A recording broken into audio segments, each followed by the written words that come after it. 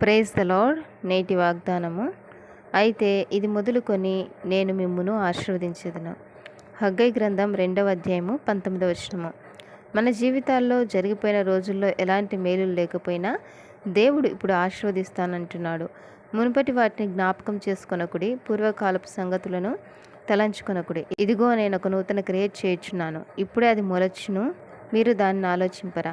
నేను అరణ్యంలో త్రోవ కలుగజేయుచున్నాను, ఎడారిలో నదులు పారజేయుచున్నాను అని ప్రభు సెలవిచ్చున్నాడు. నయోమి యూదా బెత్లెహేం నుండి మోయాబు దేశానికి వెళ్ళింది. అక్కడ సమృద్ధి గల దానిగా వెళ్ళి సమస్తమును కోల్పోయింది. తిరిగి యూదా బెత్లెహేమునకు చేరింది. నయోమితో పాటు మోయాబీరాలైన రూతు అని తన కోడల్ని తీసుకొని వచ్చింది. దేవుడు రూతు ద్వారా నయోమిని తిరిగి సమకూర్చాడు.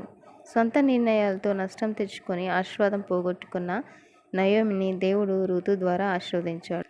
దేవునితో మనము సహవాసం కలిగి ఉంటేనే ఆశీర్వదింపబడతాము, ఆశీర్వాదకరంగా ఉంటాం, క్షేమంగా ఉంటాం. యెహోవా తన ప్రజలకు సమాధానం అనుగ్రహించి వారిని ఆశీర్వదించునుగాక. ఆమెన్.